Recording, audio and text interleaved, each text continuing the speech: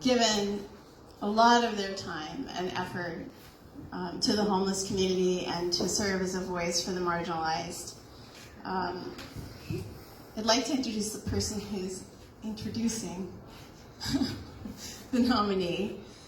Jess Falero from the People's Housing Coalition is a force in our communities, across communities. I think everybody knows and appreciates Jess as a public speaker, as a committed and passionate activist. Welcome, Jess. Yeah!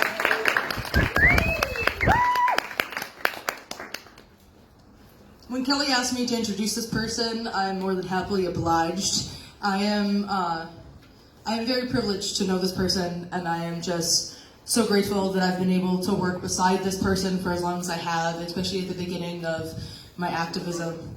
I am personally impacted by this person. This person has been working as a homeless voice for longer than I've been alive, and it is very incredible to me that somebody stands up and spends over 2 decades of their life to dedicate themselves to impacting the lives of other people.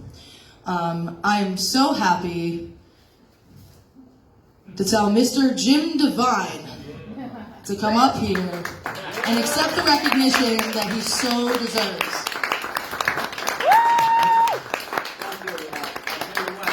I was able to very quickly put 2 and 2 together and figure out what the heck was going on, because I didn't make no speech, but I would like to take 20 seconds to say, I tell you what, Homeless Voice for Justice is a group that's sponsored and financed actually by Public Street Resource Center, and it's made up of a bunch of people who have personally experienced homelessness to work on issues that affect the homeless community. I mean, as I was just talking with Glenn, most of my life I was a master electrician, I was a contractor, I made a lot of money, but due to my struggle with alcohol, I became homeless. So that's my very quick, short story, and that's why I'm very interested in making services available for people who struggle with addiction problems, no matter what they may be. Because there's a million, my thing was alcohol, which is a lot simpler than some of these other things that people get involved with, I'm sure. And I wrote an article, as I shared with Glenn, criticizing LePage's resistance to allowing Narcan to be available to people suffering from overdose. And I could talk for an hour, but I just want to say very quickly what we're doing right now that we're very concerned about is the city's plan to relocate the homeless shelter that's at Oxford Street, which is not an adequate facility. I don't disagree with that, but they want to put it out in Riverside on the edge of town, which is going to make it difficult for people to access services, and we're unhappy with that, and we formed a committee called Don't Hide Us, Include Us, to have the homeless community included in the decision-making process, which is a real struggle. I'm not sure if I know everything I'm talking about, but in my perception, putting the new homeless shelter out on Riverside next to the Sunset River is hiding the homeless so they're behind the Iron Curtain, I guess you could call it. And we do all these things, and I could talk all night, but I think I've probably used up enough time. I really appreciate this. Thank you very much.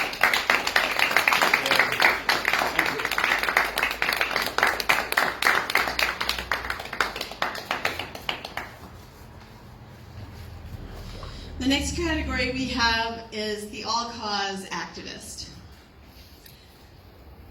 The person introducing is Justin Beth. I met Justin Beth in February of last year, and he was all green all the time. Everyone knows. My favorite color. And I have found Justin to be a person of incredible integrity and passion, who elevates everyone around him. It's my pleasure to introduce Justin Beth. So, I believe I'm doing an introduction for the, what was it? The all-cause activist. The all-cause activist, yes.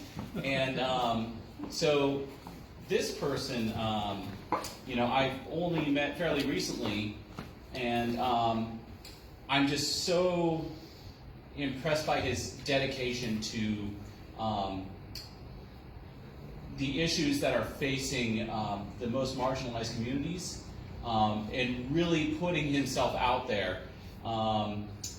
So when I met Adam Rice, we started talking about, the things that he's been involved in. He was out there on the, I think we first met at March for the People's Housing Coalition, and just standing right out in front. And he's like, oh yeah, I went over, I spent some time with the Yellow Vests over in France because I wanted to learn and be there and really get empowered to do more action. And so his compassion and just interest in being involved and being there on the front line, and using his privilege to be there and be a voice,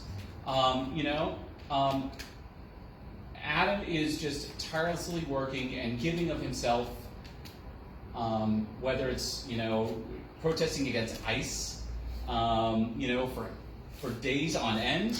He is there the whole time, and is so determined in getting the message out that we need to change the system and really provide for the people that are most in need. So I'm so happy to introduce Adam Rice here.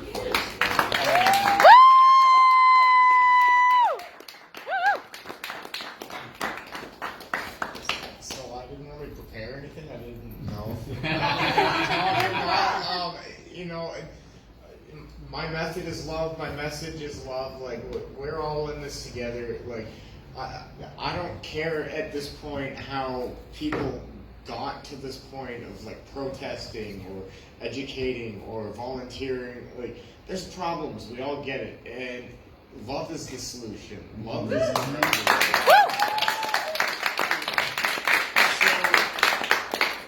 So I'm going to be, now that 180 Collaborative is public, advocating for that, because like, we're all going to heal our community, our state, our country, and the world. Like, that's what we're all going to do together, and that's why we're all here, because it's all the causes, it's all the issues, but we're getting behind solutions. And like, so like, we can all lead others, but really we're just spokespeople for good ideas and good messages that we all can get behind when we take conscious steps to not divide anymore.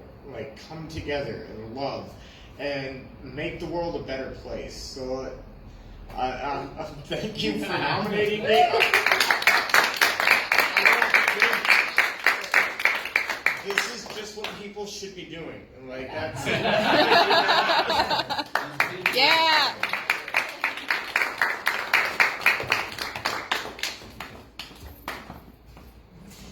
In our circles, oftentimes it's about who shows up. The Legacy Award is given to somebody who has demonstrated a commitment to causes across communities and has provided decades of service.